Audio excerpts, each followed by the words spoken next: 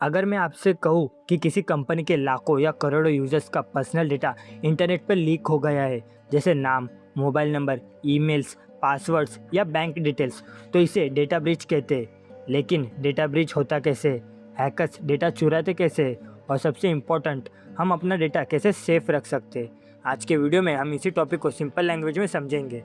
What is data breach? सबसे पहले समझते हैं कि डेटा ब्रीच होता क्या है। डेटा ब्रीच का मतलब है जब किसी कंपनी या ऑर्गेनाइजेशन का कॉन्फिडेंशियल या पर्सनल डेटा बिना परमिशन के किसी अनऑथराइज पर्सन के हाथ लग जाता है। ये डेटा कस्टमर्स का हो सकता है, एम्प्लॉयज़ का हो सकता है, या कंपनी के इंपॉर्टेंट डॉक्यूमेंट्स भी हो सकते हैं। सिंपल वर्ड्स में, जिस डेटा को सीक्रेट रहना चाहिए था वो लीक्स या स्टील हो जाए, उसे डेटा ब्रीच कहते हैं।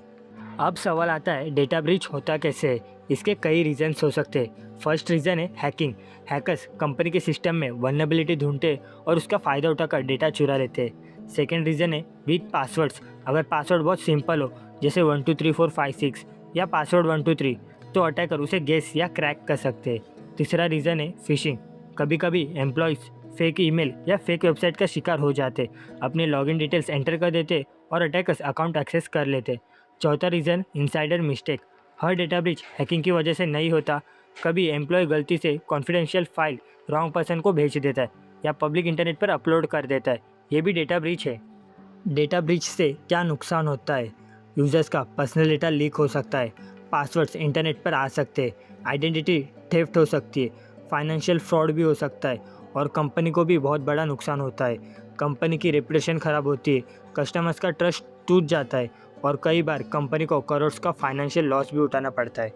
आपने न्यूज़ पर कई बार सुना होगा, किसी कंपनी का डेटा लीक हो गया, लाखों यूजर्स की इन्फॉर्मेशन डार्क वेब पर मिल रही है। ये सब डेटा ब्रीच के एग्जाम्पल्स है। इसलिए एक्सपर्ट्स हमेशा कहते हैं डेटा को सिक्योर रखना सिर्फ कंपनी की रिस्पॉन्सिबिलिटी नहीं है, यूजर्स को भी अपनी सिक्योरिटी का ध्यान रखना चाहिए। अब बात करते हैं प्रिवेंशन की। सबसे पहले स्ट्रॉन्ग और यूनिक पासवर्ड्स यूज़ करें। हर अकाउंट के लिए अलग पासवर्ड रखें। सेकंड, जहाँ पॉसिबल हो मल्टी फैक्टर ऑथेंटिकेशन या MFA एनेबल करें। थर्ड, अननोन लिंक्स पर या सस्पिशियस ईमेल्स पर क्लिक मत करें। फोर्थ, अपने ऐप्स और सॉफ्टवेयर को रेगुलरली अपडेट करें। और लास्ट, कभी भी अपनी पर्सनल इन्फॉर्मेशन किसी अननोन वेबसाइट या पर्सन के साथ शेयर मत करें। तो दोस्तों, डेटा ब्रीच सिर्फ एक टेक्निकल टर्म नहीं है, ये ऐसी प्रॉब्लम है जो किसी भी यूज़र्स को अफेक्ट कर सकती है।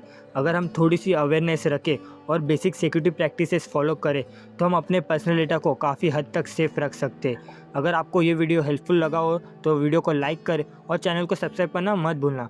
तो मिलते हैं नेक्स्ट वीडियो में। Till then, stay safe, stay secure.